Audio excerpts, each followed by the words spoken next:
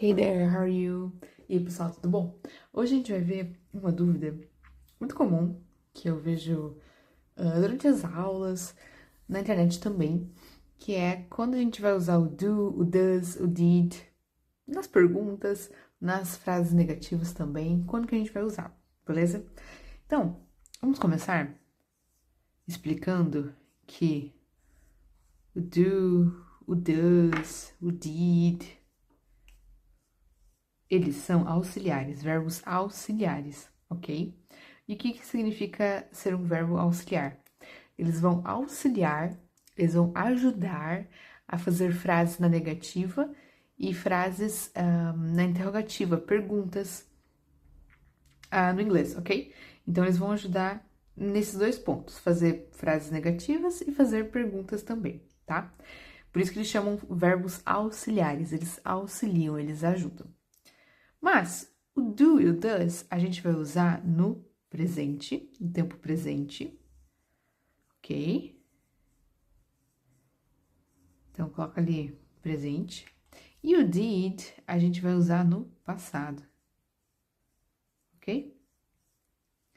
Então, esses aqui, eles são verbos auxiliares, só que o do e o does a gente vai usar no presente e o did no passado. Como assim no presente? Quando a gente pergunta, por exemplo, você gosta de assistir séries?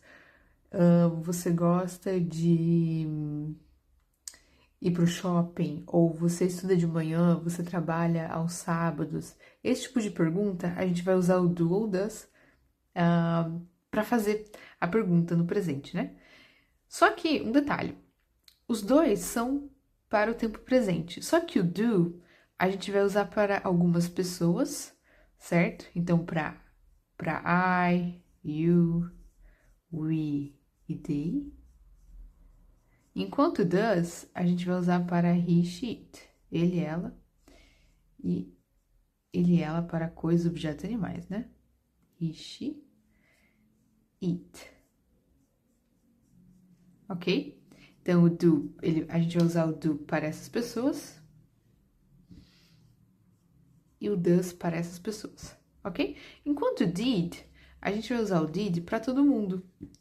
Então, se eu quiser perguntar, por exemplo, você assistiu ao jogo ou ele foi pro cinema, eles estudaram ontem, a gente vai usar o did. Então, o did é para todo mundo, tá?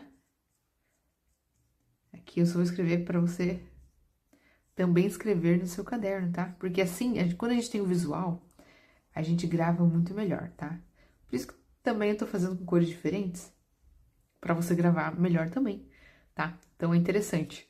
Tem algumas cores diferentes, não precisa ter várias canetas diferentes. Eu, por exemplo, nunca usei marca-texto para estudar. Eu sempre, não sei, não era muito comum para mim. Mas eu gostava muito de escrever com canetas de cores diferentes. Um verde, um roxo às vezes. Não muito também, tá? Eu acho que senão eu acho que fica um pouco too much. Mas enfim, voltando aqui. Então, do, does e did, eles são verbos auxiliares, só que o do e o does para o tempo presente, e o did para o tempo passado, ok? Mais uma regra, o do a gente vai usar para essas pessoas aqui, esses sujeitos, e o does para essas pessoas aqui. Enquanto o did, que está no passado, é para todo mundo. Então, a gente vai usar o did para todo mundo, ok? Então, vamos lá. Eu vou apagar aqui para a gente fazer uma pergunta, fazer um exemplo, para você também anotar e memorizar ainda mais a estrutura, tá? Do, does e did. Então, eu posso falar assim, eu vou fazer um exemplo bem simples, só para você gravar melhor, tá? Eu vou perguntar se você assiste TV, pode ser. Acho que fica até mais simples. Então, eu falo assim, do you watch TV? Tá no presente, como a gente sabe que tá no presente, é por conta do do. Do you watch TV? Você assiste TV? Se eu perguntar se ele, ela, a sua irmã, o seu amigo, ele, aquela pessoa ali, assiste TV, a gente não vai usar o do, a gente vai usar o does, porque o does é para he, she, it, certo? Então, does he watch TV? Ok? E se eu quiser perguntar se você assistiu TV? Did you watch TV? Como que eu sei que tá no passado? Ah, por causa do did. O did tá me falando. Essa pergunta, essa frase está no passado. Ok? Mesma coisa aqui. Ele assistiu TV? Eu posso falar Did he watch TV? Como eu sei que tá no passado? Por conta do auxiliar. E como que eu sei que é pra ele? Tá aqui falando que é ele. Ele assistiu TV? Ok? Então veja uma coisa interessante. A ordem não muda muito, certo? A gente começa com o auxiliar, do, does, did. Depois vem a pessoa. Depois vem a ação, o verbo e o complemento. Então, olha só que legal. A ordem não muda muito em inglês, quando a gente tá fazendo, formulando frases em inglês. É muito, muito igualzinho, tá? E aqui, só um extra, eu vou colocar o auxiliar do futuro, que é o will. Will é o auxiliar do futuro. Então, se eu quiser perguntar, por exemplo, ele vai assistir ou ele assistirá a TV, eu vou colocar o will aqui na frente. Will he watch TV? Beleza? Então, olha só que legal. O auxiliar tá aqui na frente, certo?